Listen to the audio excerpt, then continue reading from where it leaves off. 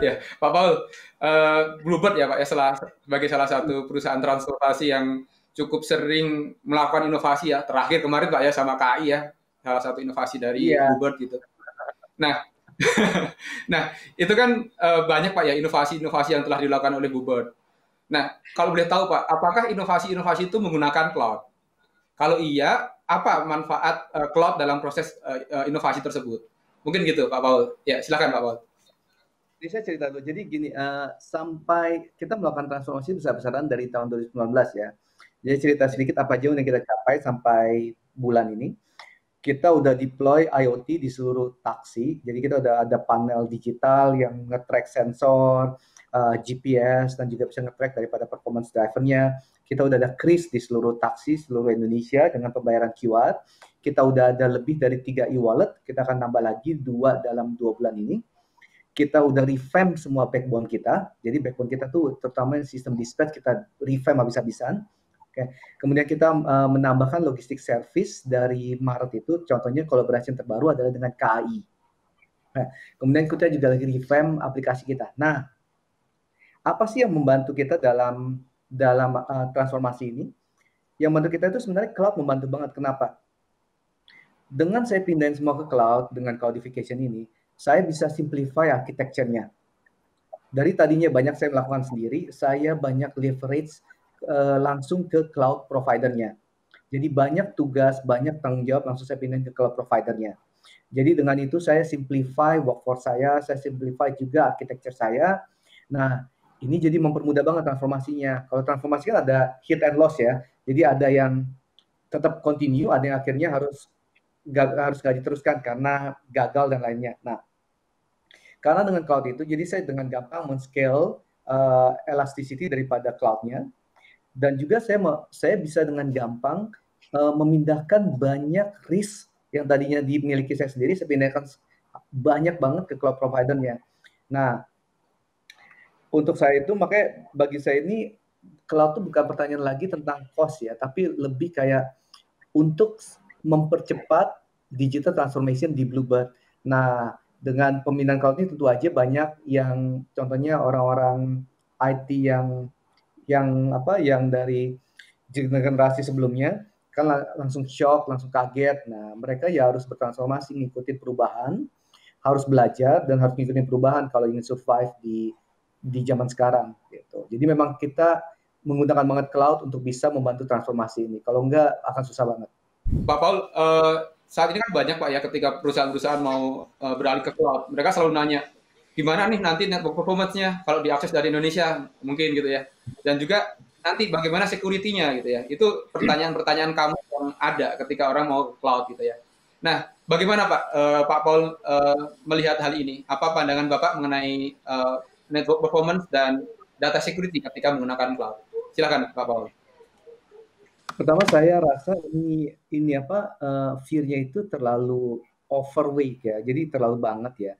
Kan tapi tentu aja ginilah sebagai pelaku bisnis kan nggak bodoh-bodoh amat juga ya. Nggak mungkin dong kalau dia milih infrastrukturnya, milih dengan perusahaan abal-abal gitu kan.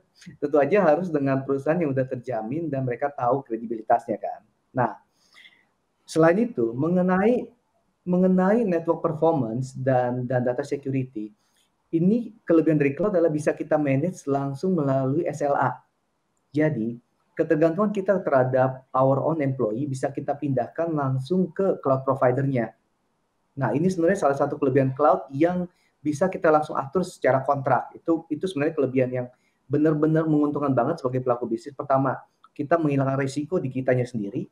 Dan kedua, kita menggunakan kemampuan yang memang core competence daripada mereka. Nah, pertanyaan deh, apakah kita sebagai pelaku bisnis yang melakukan bisnis, contoh sebagai saya di pelaku bisnis di transportasi, apakah core competence saya adalah membuat infrastruktur terbaik? Bukan kan? Kenapa kita nggak menyerahkan itu terhadap yang bisa melakukan infrastruktur dan dengan cost yang terbaik? Karena dengan ini kan kita bisa merubah yang tadi dibilangin kebanyakan cost-nya itu benar-benar menjadikan OPEX. Nah, itu ada di sana. Jadi nggak perlu worry mengenai ini terlalu overweight, ini terlalu di over banget fear-nya. Tapi lebih ngelihat bagaimana kita bisa manage-nya dan tentu aja kita manage dengan network provider yang bisa membantu kita. Nah, terus kedua, tentu aja kita harus melakukan PR kita sendiri ya. Jadi kita harus ngitungin dulu, apa sih latensi yang kita butuhkan? Apa sih volume yang kita butuhkan? Berapa sih banyak frekuensi daripada transaksi yang kita butuhkan? Berapa multiple transaksi per detik atau microsecond yang kita butuhkan supaya tidak tabrakan dan tidak menjadi bottleneck dalam proses kita. Nah, ini PR harus kita bikin sendiri. Dengan PR ini, kerjasama dengan network providernya, cari solution barang yang bisa membantu pelaku bisnis dalam mengestimasi kebutuhan daripada networknya atau infrastrukturnya dan juga security-nya untuk melakukan cloudification ini gitu. Nah, jadi nggak usah worry. Yang penting kita melakukan sense of business yang benar. Jangan sense of business yang salah. Nggak ngerjain PR, tapi milih perusahaan abal-abal karena murah. Jadi mikirin benar-benar sebagai total cost of ownership-nya dan juga memilih perusahaan yang ada kredibilitasnya di mana bisa kita kunci dengan baik dengan SLA. Gimana nih Pak kalau di Bluebird Pak? Ada tips trik yang bisa dibagikan Pak kepada para peserta webinar sore ini Pak? Ya silakan Pak. Iya. Jadi kalau untuk mulai journey cloud, jadi kalau dari saya itu melihatnya gini, yang banyak orang nggak hitung itu adalah total cost yang sebenarnya the real cost gitu. Kalau masih on-premise itu banyak banget hidden cost-nya. Hidden cost-nya itu adalah cost daripada capital resources kita sendiri ya. Karena biasanya itu jadi hidden cost kan, karena biasanya ada orang yang ngerjain ini adalah orang yang ngerjain sesuatu hal yang lain. Dan kemudian adalah cost daripada risk-nya. Coba, begitu ada kejadian sesuatu ya, begitu kita kena hack, kena banjir, kena down atau kena apapun ya, itu resikonya besar banget di image terhadap company kita. Nah, cost ini gak pernah, kebanyakan company itu susah menghitungnya dengan baik sehingga mereka selalu bilang TCO daripada cloud itu selalu mahal. Padahal secara reality itu enggak. Itu tergantung di mana kita mengerjakannya. Tentu aja kita yang nggak bodoh amat lah sebagai bisnis sebagai bisnis pelaku bisnis untuk melakukan bikin scalability-nya besar, terus terikat kontrak 3 tahun dengan cloud provider dengan volume tertentu. Itu kan salah kita juga kalau kita bikin kontrak seperti itu kan. Nah, jadi dengan cloud-nya itu juga ingat bagaimana cara membuat cloud kontraknya itu menjadi kita tetap independen dan bisa kita manage dengan baik. Jangan pernah tergoda dengan oke, kita memberikan harga diskon tapi dengan fixed volume selama 3 tahun.